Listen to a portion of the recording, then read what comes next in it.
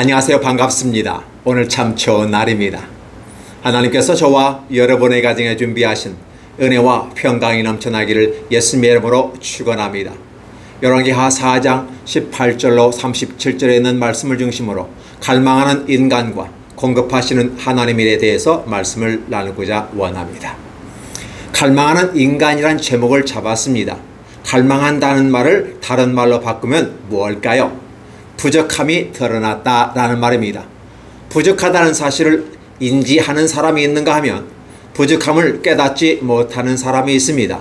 아마도 부족하다고 깨닫는 사람이라면 나름대로 준비를 하지 않을까요? 그러나 자기가 뭐가 부족한지를 알지를 못하고 부족함 그 자체를 인지하지 못하면 그냥 그렇게 살아가는 것입니다. 어떻게 보면 제일 불쌍하다라고 볼 수 있을 것입니다. 그러다 보면 우리는 우리가 부족하다는 사실을 깨닫고 인지합니다. 그러면 그에 대하여 왜 부족한지를 알고 그걸 공급하려고 노력합니다.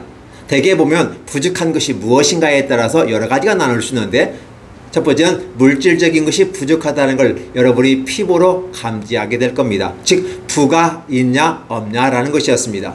또 나가서 정신적인 부분 속에서 부족한지 아닌지를 깨닫게 됩니다.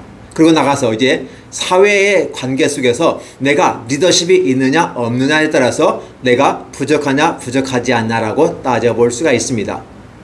아울러 더 나가면 교육적인 영향이 미칩니다. 많이 배웠는가 배우지 않았는가 라는 것입니다. 물론 그것도 선택에 따라서 달라지는 경우가 있지만 굳이 내가 공부하지 않으면 부족함이 드러나는 것이고 부족함을 깨닫고 공부를 하게 되고 연구를 하게 되면 당연히 부족이 채워지는 것이며 더 풍성해로 갈 수 있는 것입니다. 자, 마지막으로 한번 가보겠습니다. 마지막 부분은 종교 영역입니다.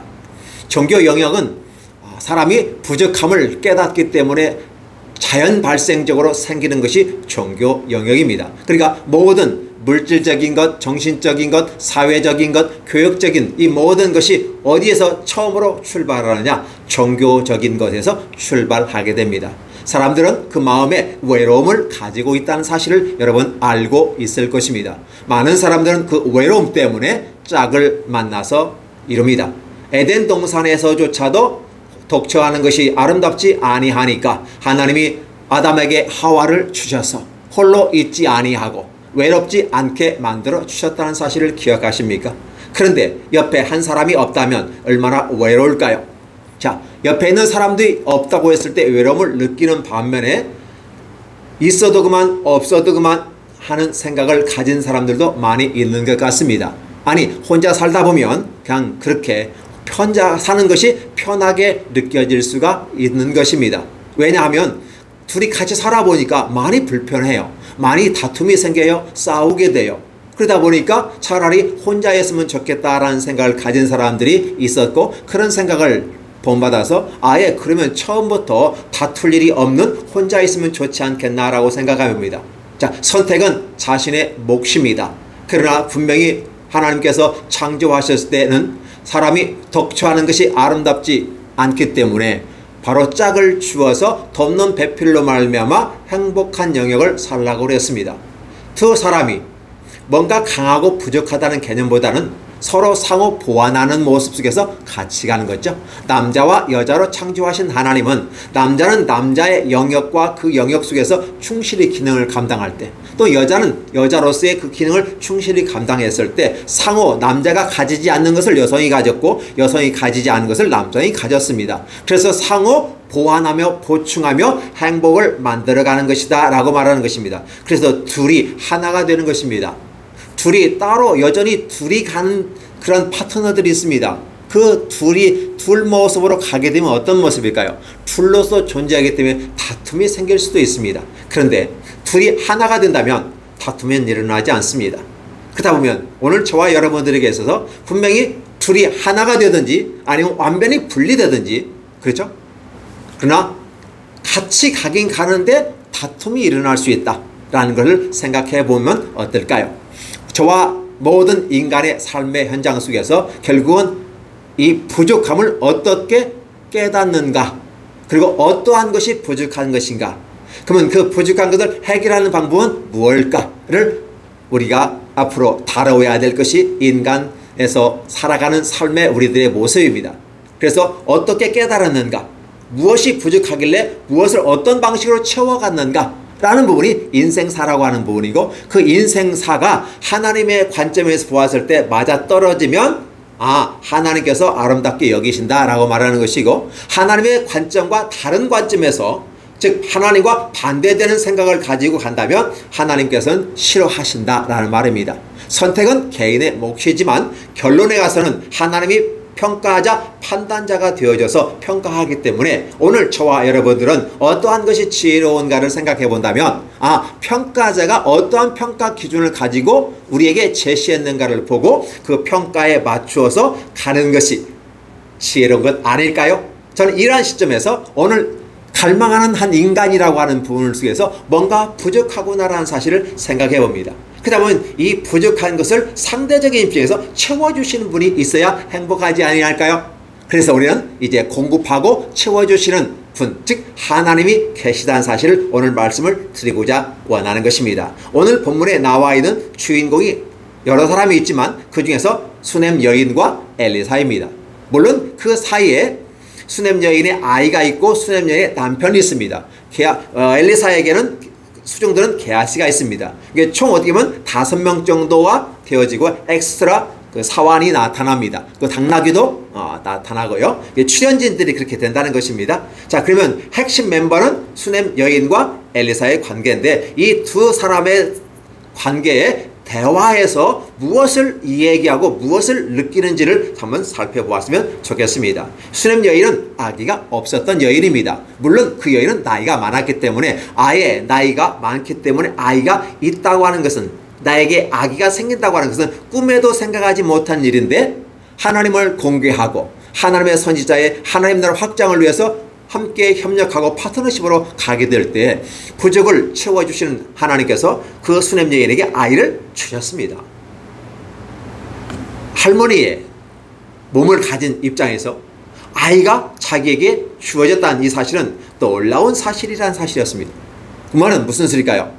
마치 북이스라엘이 하나님이 없는 것처럼 느껴졌고, 하나님의 성전이 회파졌고, 여호와의 말씀이 무시되어 버려지고, 선지자들은 죽임을 당하는 이러한 시점에서 결국은 다른 종교들이 판을 치고 있었습니다. 그러니까 여호와의 종교는 거의 밑바닥 수준으로 떨어져 버렸고, 다른 종교들이 우후죽순 일어났고, 그 중에서 바알신과 아세라상이 독보적인 존재로서 앞서가고 있었다는 것입니다.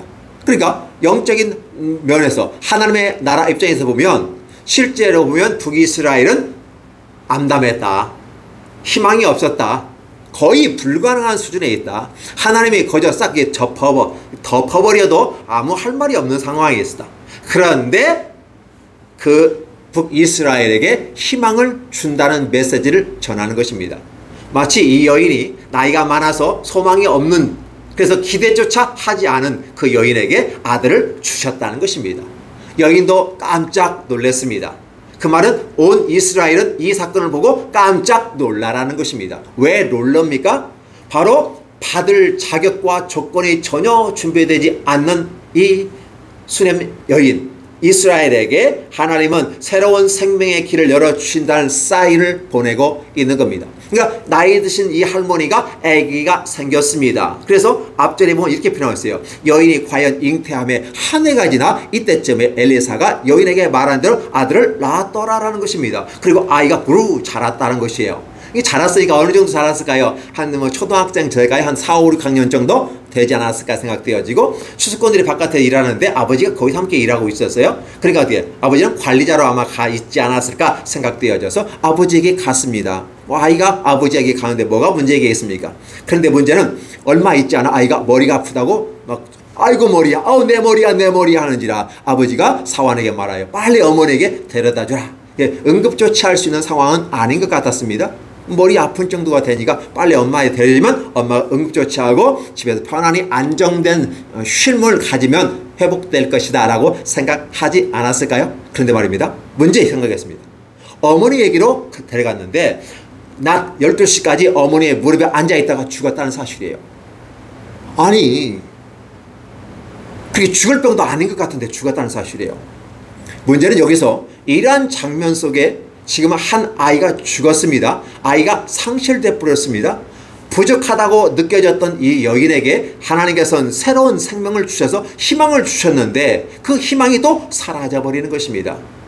여러분 어떠세요?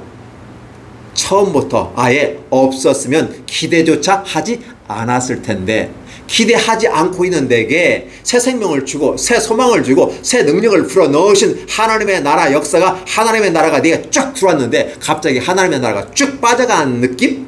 아들이 죽었다는 사실입니다.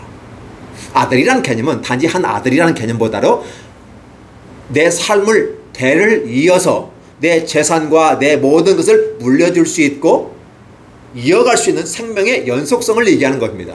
그러니까 하나님 나라의 연속성이 지금 이 아이로 말미암아 이루어지는데 갑자기가 아이가 죽어버렸던 것이에요. 그 누구도 원하지 않았어요. 오히려 아이가 잘 자라기를 원했고 아버지조차도 가벼운 두통 정도 생각해서 보냈는데 죽었다는 겁니다. 그런데 어머니의 태도가 놀랍습니다. 보시기 바랍니다. 어머니가 올라가서 아들을 하나님의 사람의 침실 위에 두고 문을 닫고 나와서 뭐합니까? 남편에게 달려갔겠죠. 우리 이렇게 생각을 할 것입니다. 남편에게 달려갔는데 남편을 불러 이르되 청하건대 사원 한 명과 나귀 한 마리를 내게 보내소서. 내가 하나님의 사람에게 달려갔다가 빨리 돌아오겠습니다 라고 얘기합니다. 지금 아이가 죽어서 분명히 확인했습니다. 자신이 어쩔 바를 몰라서 지금 엘리사의 방에 갖다 놓고 나왔는데 아기가 죽었다고 이 얘기를 할 법도 한데 전혀 말을 하지 않고 입을 딱 다물고 겉으로는 평안한 척 얘기합니다. 그리고 모든 일이 잘 될 겁니다. 남편이 따집니다.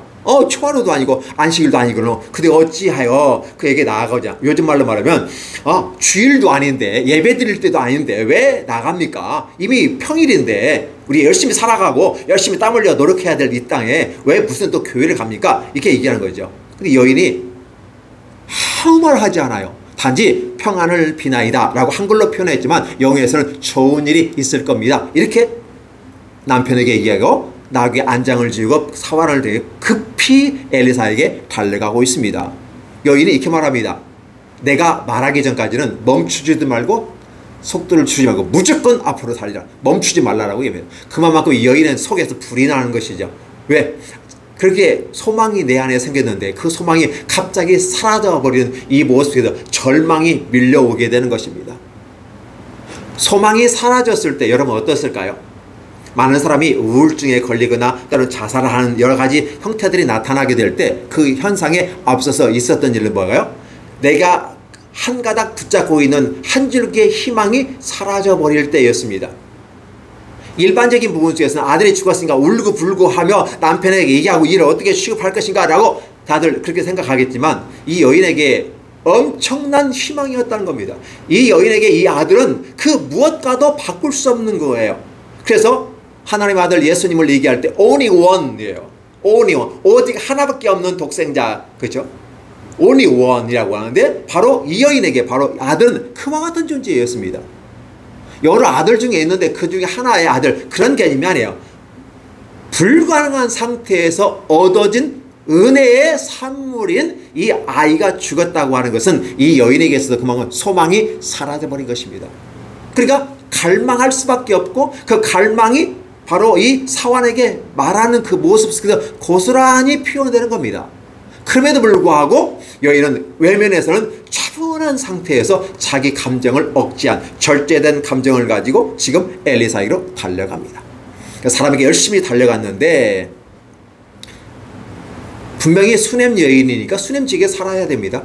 근데 갈멜산에 엘리사가 있는데 거기까지 따라간 것입니다. 그러니까 엘리사가 봤을 때 수냄 여인의 수냄 지역에 있어야 할 여인이 왜 여기까지 왔지? 기쁘기도 하지만 또 다른 차원에서 약간 뭐 문제 있는 거 아니야? 양가 감정이 생기게 되는 것입니다. 그래서 게하스에게 빨리 가서 물어보는 것입니다. 뭐 얘기합니까? 관심이 그거잖아요. 내 남편이 평안하냐? 너는 평안하냐? 아이가 평안하냐? 이렇게 물으라고 했습니다. 그랬더니 그 여인이 뭐예요? 평안하다. 게하시에게 이 얘기했을 때 게하시는요 이 여인이 약간 무시하는 듯함으로 왜? 지금 내가 너하고 얘기하시 그냥 묻는 거니까 대답하는 정도로 가볍게 대답하고 곧장 산에 이르러 하나님의 사람에 나아갔다. 그리고 마치 나아가면서 넘어지는 듯한 느낌을 가지고 엘리사의 발을 껴안아 버렸습니다. 그러니까 게하시가 깜짝 놀래가지고 아니 이게 그러시면 안 됩니다 하고 여인을 물러 떨어뜨리려고 했을 때 하나님의 사람이 이르되 가만두어라. 그의 영혼이 굉장히 괴로워하고 있구나. 근데 문제는 여호와께서 왜 내게 숨기시고 이러한 걸 얘기하지 않았는가? 라는 질문을 던져보는 것입니다. 도대체 이 여인의 마음에 얼마만큼의 슬픔과 그 희망이 사라진 그 좌절과 갈망, 그 부족함의 상태가 어느 정도인가를 알게 되는 것이죠. 갑자기 오자마자 선지자의 다리를 꽉 껴안아 버렸습니다. 그리고 나 안 떨어질 겁니다. 나 여기 죽으면 죽었지 절대로 안 갑니다. 어떤 문제가 해결될 때까지, 죽은 아들을 살려낼 때까지. 분명히 아시지 않습니까? 내가 아들을 낳을 수 없는 중에 아들을 낳게 하셨다면 이 아들이 죽었어요. 내가 그것을 울고불고 해가 죽었다고 딱 장사 지내버리면 아무 문제 없어져요. 예, 단지 괴로울 뿐이죠. 근데 문제는 내가 아들을 낳을 수 없는 중에 주셨다면 내가 선지자에게 가면 그 선지자가 분명히 아들을 살려낼 것이다. 무엇을 기대하고 갔을까요? 바로 이 아이가 죽은 그 상태에서 다시 살아난다는 것을 얘기하지 않을까요? 엘리사가 오면 살려낸다고 생각하지 않았을까요? 여인의 믿음은 그것에 기초합니다. 내가 건강한 여인으로서 있어 젊은 여자로서 애를 낳았다면 이 아이가 죽으면 다른 아이 낳으면 됩니다. 건강하니까, 젊은 여자니까. 그러나 내가 나이가 많고 아이를 낳을 수 없는 중에 얻었어요. 그럼 내가 아이를 낳을 수 없는 중에 주셨다면 죽은 자도 살려내지 않을 것인가? 라는 것입니다. 우리는 이 장면이 이해가 되지 않지만 바로 신약으로 가게 되면 예수 그리스도께서 십자가에 못 박혀 죽으신 다음에 3일 만에 다시 살아나는 것입니다. 이 사건하고 똑같다는 사실을 얘기합니다. 다시 살려내시는 하나님의 능력인 것이죠. 오늘 여인은 자기에게는 필요 없다고 생각했습니다. 아니, 필요 없는 게 아니라 달라고 할 수 있는 여건이 안 됐어요. 그래서 나는 아들을 달라고 하지 않았다고 얘기합니다. 근데 하나님이 주셨잖아요. 똑같이 여인을 확대해 볼까요? 그러면 여인을 확대하면 북이스라엘이 됩니다. 북이스라엘에게 하나님께서 메시아를 보내셨다는 사실입니다. 유대인들에게 하나님은 예수 그리스도를, 하나님의 아들을 보내셨다는 것입니다. 유대인들은 원하지 않았어요. 엘리야와 같은 선지자, 모세와 같은 선지자, 과거의 지타의 신들이 경험했고 과거 역사 속에 나타난 그 엘리야와 같은 선지자가 와야 된다고 말하는데 아직 안 왔다고 얘기했는데 하나님은 보냈다라고 얘기해요. 엘리야와 같은 선지자가 누구입니까? 세례 요한이었습니다. 그러면 또 구약에서 모세와 같은 선지자를 내가 보내겠다. 너희는 누구든지 그의 말을 들으라. 그의 말을 듣지 않으면 너희는 사망이 이를 것이다 라고 분명히 얘기했습니다. 그래서 모세와 같은 선지자 올 걸 기다렸는데 막상 왔는데 묵수의 아들 예수로 왔습니다. 그러니까 유대인들이 받아들이겠습니까? 아니야. 노. 우리가 바라는 메시아상이 아니야. 다윗과 같은 강하고 위엄있고 능력있고 우리나라를 로마로부터 회복시켜 독립해 나가는, 그래서 이스라엘을 창업한 것처럼 새로운 나라를 만들어갈 그런 멋있는 지도자를 원했지 목수의 아들 예수를 내가 원하는 게 아니야 라고 유대인은 거부했습니다. 그럼에도 불구하고 하나님은 목수의 아들 예수를 바로 이스라엘의 메시아로 보내셨다는 사실입니다. 그래서 하나님과 그의 보내신 자 예수 그리스도를 믿는 자에게는 영생이 있다고 얘기하는 것입니다.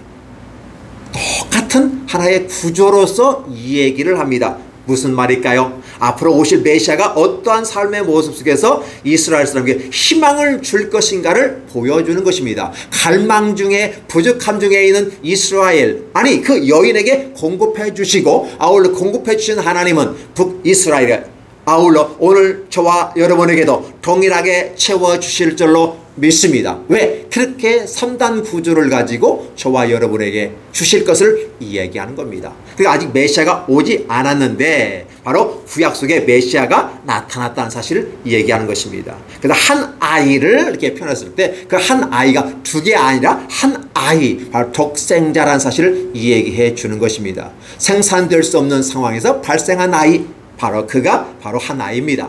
또 같은 상황이 그 앞서 올라가면 아브라함의 아이 이삭이 바로 생산할 수 없는 중에 생산했다라고 보시면 좋지 않을까요? 불가능한 것들이 이루어진다. 그래서 일부 예배 때는 하나님 나라가 올 때 이상한 일들이 발생하는데 그 이유가 무엇인가에 대해서 일부 예배 말씀을 드렸던 것입니다. 자, 이렇게 이제 여인이 엘리사랑에서 가게 되는 것이죠. 그래서 여인이 그렇게 말할 때 엘리사가 야, 이 여인이 진짜 괴로워하고 있구나.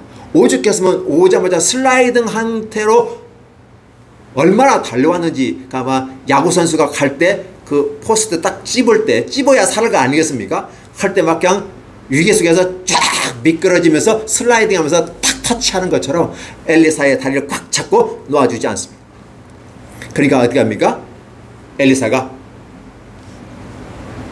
그 여인의 말을 듣습니다. 여인이 이럽니다. 내가 내 주께 아들을 내가 구하더이까? 나를 속이지 말라고 내가 말하지 아니하더이까? 여러분, 이 말에 포인트를 두시기 바랍니다.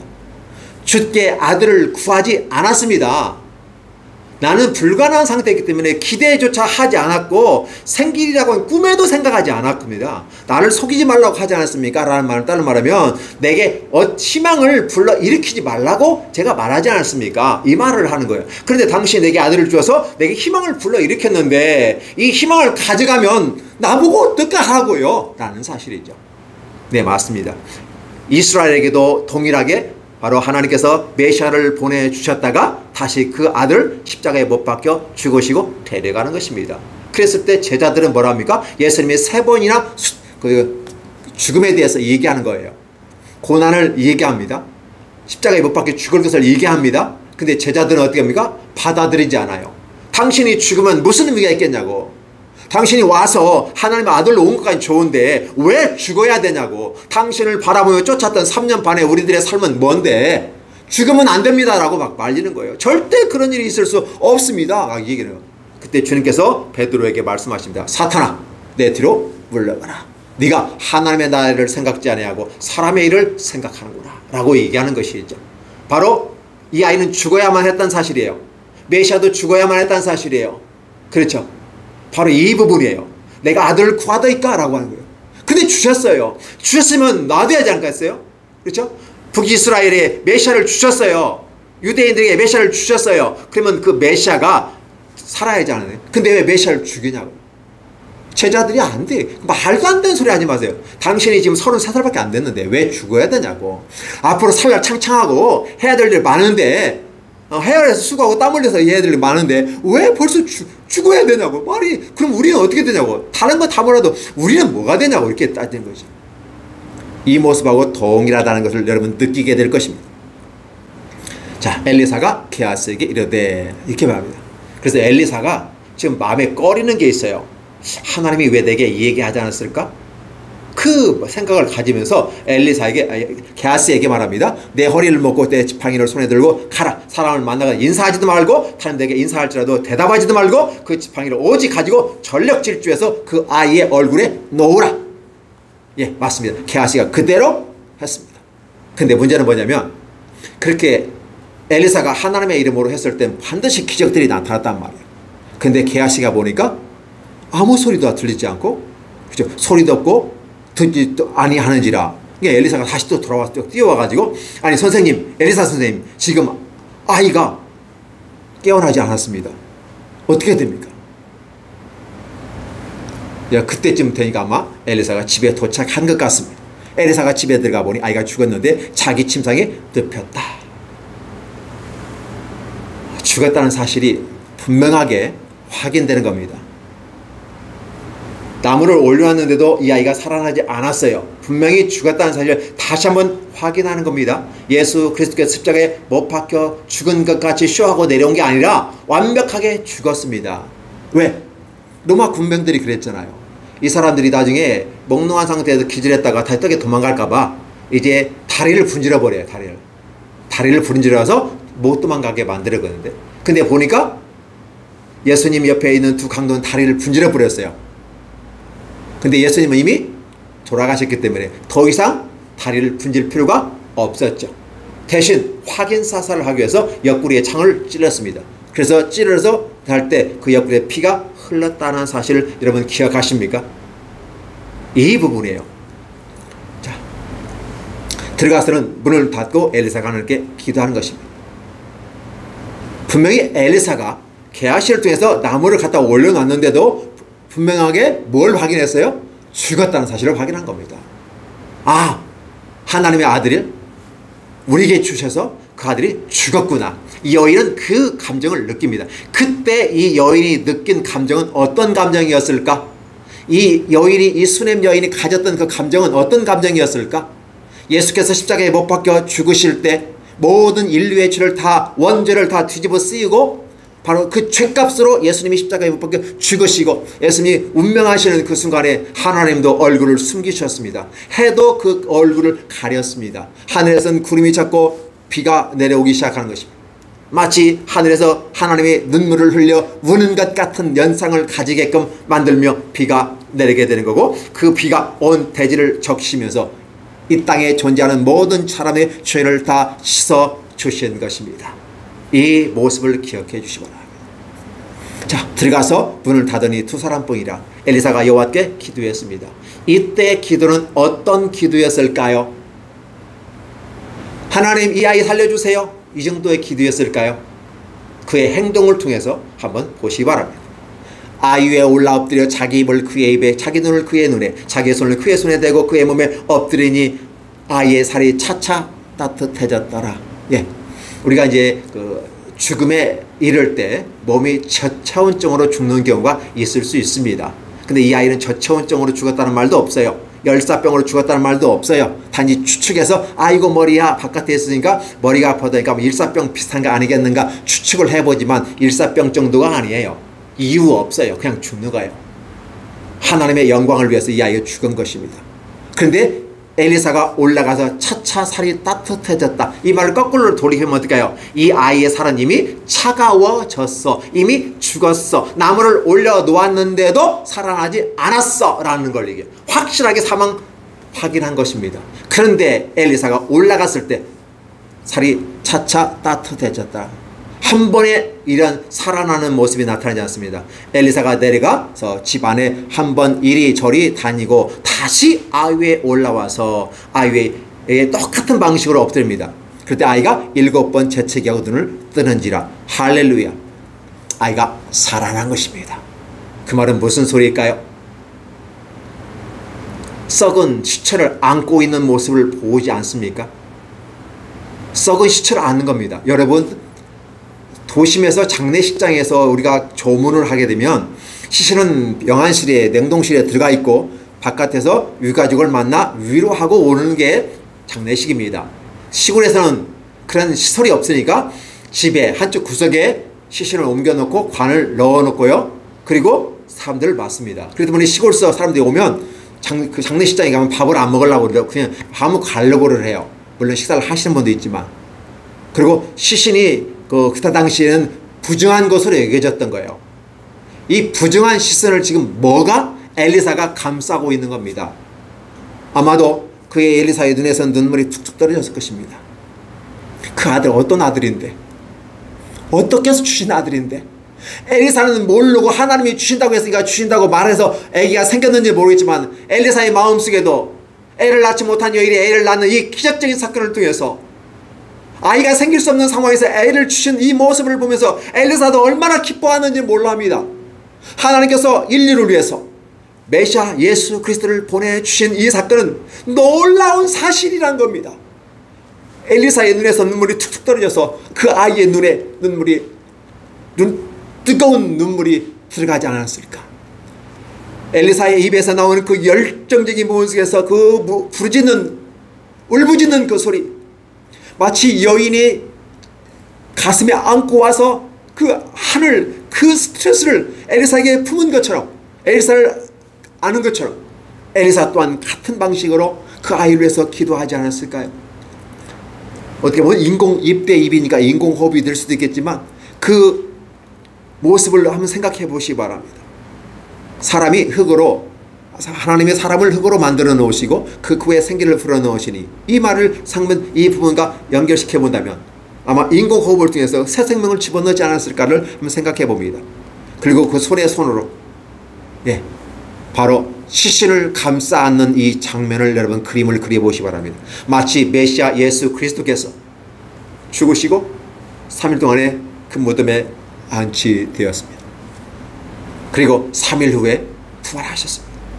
그 장면을 한번 그려보시면 엘리사가 그 어린아이를 감싸고 엎드려서 안고 있는 모습은 예수 그리스도를 안고 있는 그 돌무덤과 같은 모습 아닐까요? 그 가운데 하나님의 놀라운 역사 가운데서 엘리사의 기도에 하나님은 응답하셔서 이 아이를 7번 재채기하고 살아나게 되는 것입니다. 막혔던 숨이 다시 툭툭툭 튀어나오게 되고 다시 호흡하게 되고 바로 살아납니다.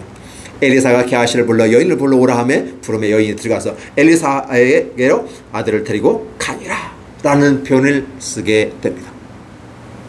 이 사건이 엘리사 기적 시리즈 속에서 가운데 끼어져 있습니다.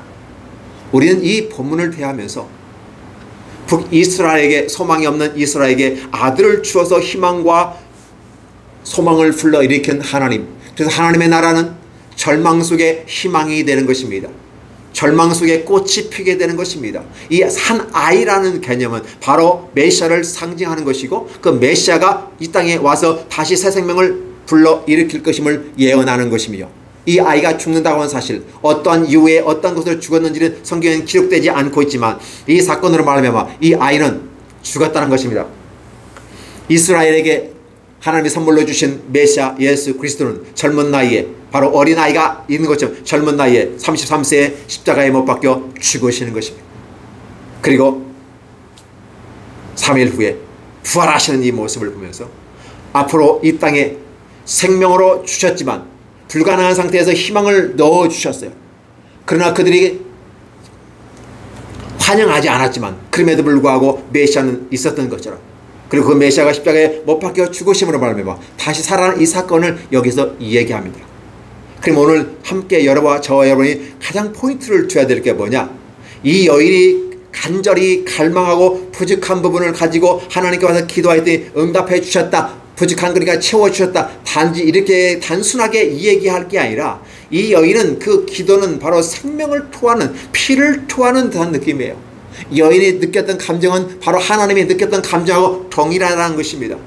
메시아를 십자가에 못 박혀 하나밖에 없는 아들 예수를 십자가에 못 박혀 죽여야만 했던 하나님의 놀라운 그 뜨거운 그 열정의 마음이 바로 이 여인의 마음에 있는 것입니다.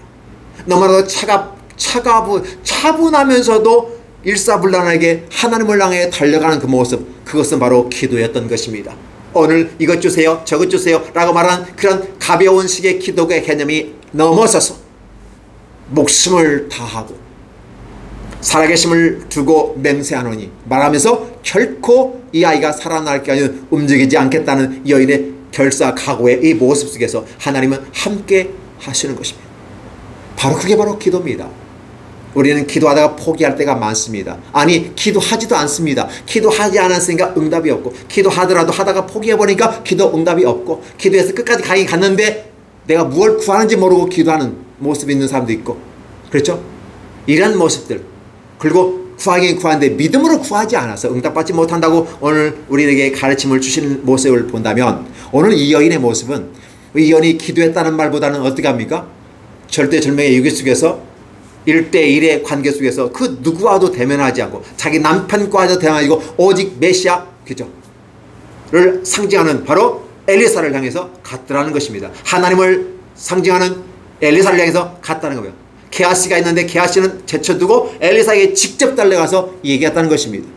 근데 엘리사 역시 하나님의 마음을 가지고 그 아이를 감싸고 있었다는 사실을 기억해 주시기 바랍니다. 엘리사의 그 아이를 감싸는 모습은 바로 동굴의 그 모습 속에서 3일 동안 예수께서 죽으시고 안장됐던 그 모습을 염두에 두시면 어떨까요? 그러나 그 가운데 새로운 생명을 다시 불러주시는, 다시라는 말을 써요. 다시란 말은 부라는 소리예요. 그래서 다시 살려요. 처음에 어떻게 됩니까? 처음에 아이를 주신, 그래서 생명을 주셨습니다. 근데 죽었어요? 그러니까 다시 살아나죠. 그래서 부활. 바로 여기 우리는 이 모습을 보면서 구약에 나타난 메시아의 아름다운 예를 구약 사람들뿐만 아니라 오늘 이 시대의 성경을 읽는 우리들에게 하나님은 미리 이러한 사인을 주셨고 앞으로 오실 메시아를 통해서 이런 구원의 역사를 만들어간다는 사실을 얘기합니다. 우리가 잘나서 위대해서 똑똑해서 우리를 선택한 게 아니라는 사실을 얘기합니다. 우리가 예뻐서 잘나서 내가 키가 커서 절대 너라고 얘기합니다. 오직 너는 못났고 부족하고 약한데 내가 너를 사랑해서 너를 살렸어라고 하는 거예요. 내가 너를 사랑했기 때문에 이와 같은 일을 하는 거야. 그런데 그냥 하지 아니하고 미리라도 사인을 줘요. 미리라도 얘기해 줘요. 미리라도 보여준다는 사실입니다. 그런데 엘리사에게는 이 얘기 하지도 않았다고 하는 이 모습을 보면서 하나님도 자기 종 엘리사에게까지도 이 얘기 하지 않을 정도로 바로 이 아이의 죽음은 앞으로 오실 메시아의 십자가에 못 박혀 죽는 아픔을 하나님이 자기 종 엘리사에게조차도 말하지 않고 있는 하나님의 아픔을 그대로 느끼게 되는 것입니다. 그렇기 때문에 엘리사가 그 아이를 놓고 기도할 때 어떤 식의 기도를 했는가는 우리는 여러분의 상상에 맡기겠습니다. 엘리사도 죽는 듯한 느낌을 가지고 기도하였을 것입니다.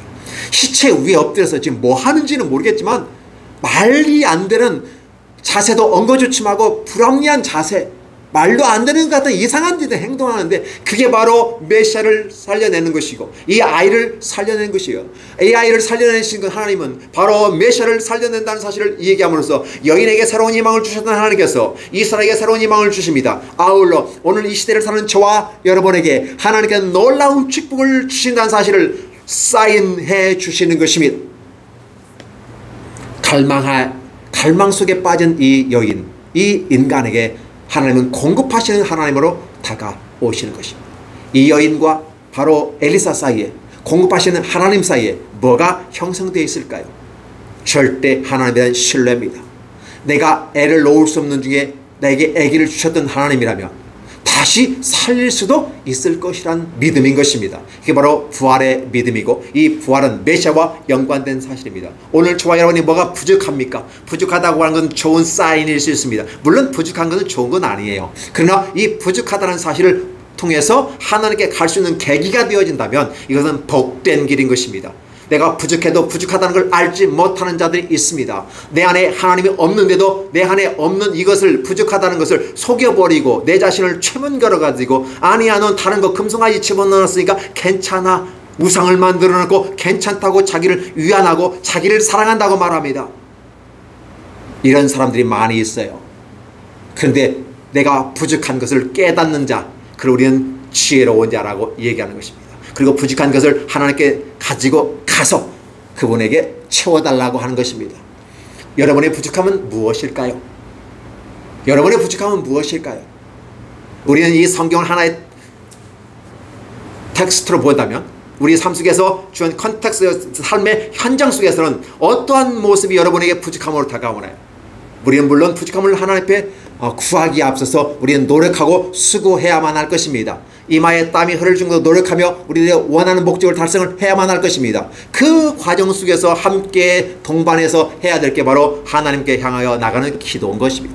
그래서 오늘 우리는 소리내어서 말하는 걸 기도라고만 말하지 않습니다. 우리들의 마음을 다해서 행동으로 보여드리는 것입니다. 기도는 앉아서 기도하는 기도도 있지만 행동으로 하는 기도가 있습니다. 예를 들어볼까요? Ask and it will be given to you. 구하라 주실 것이요 라고 말합니다. 예, ask 요청하라는 것입니다. 그리고 앉아서 잊지만 말하는 거예요. Find 찾으라는 겁니다. You will find 네가 찾으면 찾게 될 거라는 사실을 얘기합니다. 찾는데 어떻게 삽니까? 바로 네가 문을 두드리는 것처럼 그 문이 너한테 열려질 것이다. The lock and the door will be open to you. 문이 너에게 열려질 거야 라고 말. 3단계 구조 속에서 가게 된다는 것을 기억해 주시기 바랍니다.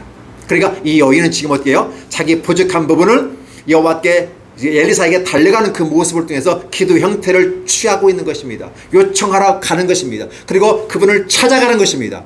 그리고 그분을 붙잡고 놓지 않겠다는 것입니다. 문제 해결해 줄 때까지 나 못 갑니다라는 거예요. 이러니까 하나님께서 길을 열어 주신 겁니다.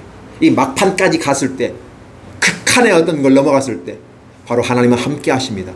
인간에게 하나님이 나타나신다고 하는 개념은 인간에 가지고 있는 그 극한점을 넘어섰을 때 하나님은 함께 하신다는 사실을 기억해 주시기 바랍니다. 여러분이 수고하고 노력하고 할 수 있는 그 영역에 있을 때는 주님께서는 간섭하지 않습니다. 여러분의 영역이기 때문에 그렇습니다. 그러나 그 영역을 넘어서서 이 수냄 여인의 극한 점에 도달했을 때 바로 하나님은 응답하시고 원하는 부족함을 채워 공급하시는 하나님으로 나타나고 있습니다. 저와 여러분에게도 이 놀라운 축복이 있기를 예수님의 이름으로 축원합니다. 기도하겠습니다. 하나님 아버지 감사합니다. 이 수냄 여인을 통해서 우리에게 주신 메시지가 힘이 크고 아름답습니다. 또 너무나도 무겁고 행복이며 감당할 수 없는 그 기쁨입니다. 여인의 아픔과 슬픔을 우리 하나님 아버지께서 메시아를 십자가에 못 박으셨을 때 어떠한 고통과 아픔과 슬픔이었는가, 그 누구와도 나눌 수 없는 아픔과 고통이었다는 사실을 다시 한번 깨닫으며 바로 우리의 죄를 위해서 십자가에 못 박히신 예수 그리스도가 얼마만큼 고맙고 감사한지 그 구원의 길을 주실 뿐만 아니라 다시 부활하사 우리에게 새 소망을 주시는 이 위대한 역사를 통해서 하나님께 감사와 영광을 돌려드립니다. 하나님 앞에 온전히 걸어가게 도와주옵소서. 이 말씀을 듣고 이 말씀을 듣는 모든 유튜브의 모든 분들도 하나님의 놀라운 이 사랑 안에 거하게 하시고 깨닫게 하여 주옵소서. 부족함을 깨닫게 하시고 주께로 달려가는 놀라운 복이 저들에게 있게 하여 주옵소서. 예수님의 이름으로 축복하며 기도하옵나이다. 아멘.